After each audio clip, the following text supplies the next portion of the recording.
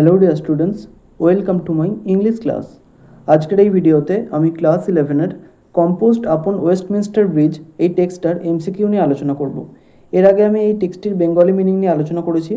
এই ভিডিওর ডেসক্রিপশন বক্সে ক্লাস 11-এর ফার্স্ট সেমিস্টারের প্লেলিস্টের লিঙ্ক দেওয়া রয়েছে, সেখান থেকে তোমরা সমস্ত ভিডিওগুলো পেয়ে যাবে। তো চলো আজকের এই ভিডিওটা শুরু করা যাক।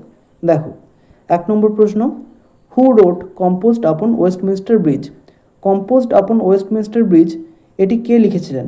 Answer, William Wordsworth. 2 নম্বর প্রশ্ন, composed upon Westminster bridge was published in, এটা কত সালে প্রকাশিত হয়েছিল? 1807, 1807 সালে। 3, ফ্রম হোয়ার, কোথা থেকে, did the poet view the city of London, কবি লন্ডন শহরটিকে দেখেছিলেন? অ্যান্সার, ওয়েস্টমিনস্টার ব্রিজ থেকে। 4, which city is described in the poem, কোন শহরটিকে কবিতায় বর্ণনা করা হয়েছে? Answer, London.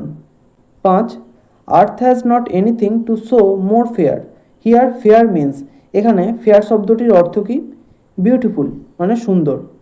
6, according to the poet, কবির মতে, এ পার্সন একজন ব্যক্তি, who is not moved by the site, যে এই দৃশ্যের দ্বারা মুগ্ধ হয় না, ইজ সে হলো ডাল অফ সোল মানে অনুভূতিহীন।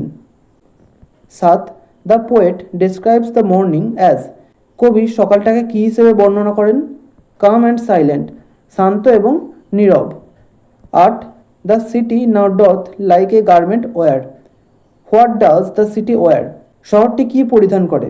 Answer, the beauty of the morning, সকালের সৌন্দর্য। 9, দ্য মর্নিং সানলাইট ফলস আপন, সকালের সূর্যালোক কার ওপর পড়ে? অ্যান্সার, শিপস মানে জাহাজের ওপর, টাওয়ার্স টাওয়ারের ওপর, ডোমস গম্বুজের ওপর, থিয়েটার্স নাট্যশালার ওপর, অ্যান্ড টেম্পলস এবং মন্দিরের ওপর। 10, never saw I never felt a calm so deep, never saw I মানে আমি কখনো দেখিনি, নেভার ফেল্ট কখনো অনুভব করিনি, এ কাম সো ডিপ এত গভীর শান্ততা।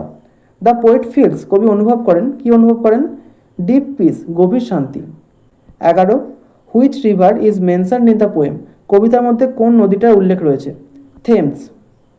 12, the river glideth at his own sweet will means, এই লাইনটির অর্থ কী? The river flows freely and gently, নদীটি স্বাধীনভাবে এবং মৃদুভাবে বয়ে যায়।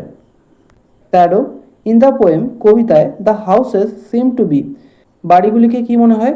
অ্যাসলিপ ঘুমন্ত। 14, what is the main theme of the poem, কবিতাটির প্রধান বিষয়বস্তু কী? Beauty and peace of London in the morning, সকালবেলায় লন্ডন শহরের সৌন্দর্য এবং শান্তি। 15, composed upon Westminster bridge is a, composed upon Westminster bridge এটা কি? Answer, sonnet. সনেট মানে জানো 14 লাইনের কবিতা। তারপরের প্রশ্নটাই দেওয়া রয়েছে, দেখো, the poem consists of 14 lines, কবিতাটি 14 লাইনে গঠিত।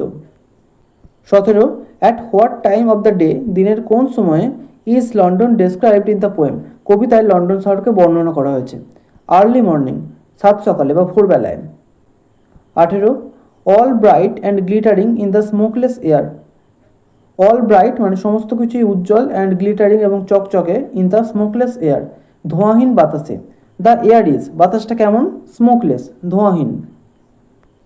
19, London city is presented as, London শহরটাকে কিভাবে উপস্থাপন করা হয়েছে? সাইলেন্ট অ্যান্ড পিসফুল, নীরব এবং শান্তিপূর্ণ। 20, the city now doth like a garment wear is an example of, এই লাইনটা কিসের উদাহরণ? সিমিলি। সিমিলি কখন হয়? যখন এই লাইক কথাটা থাকে। 21, William Wordsworth is known as the, William Wordsworth কী হিসেবে পরিচিত? পোয়েট অফ নেচার, প্রকৃতির কবি হিসেবে। 22, in dull would he be of soul, the word dull means, এই ডাল ওয়ার্ডটার মানে কি? ইনসেন্সিটিভ মানে অনুভূতিহীন। 23, and all that mighty heart is lying still, here mighty heart refers to, mighty heart বলতে কাকে বোঝানো হয়েছে? লন্ডন সিটি, লন্ডন শহরটাকে। 24, Westminster bridge is situated in, Westminster ব্রিজটা কোথায় অবস্থিত? England. 25, the poet was deeply impressed by the, কবি কিসের দ্বারা গভীরভাবে মুগ্ধ?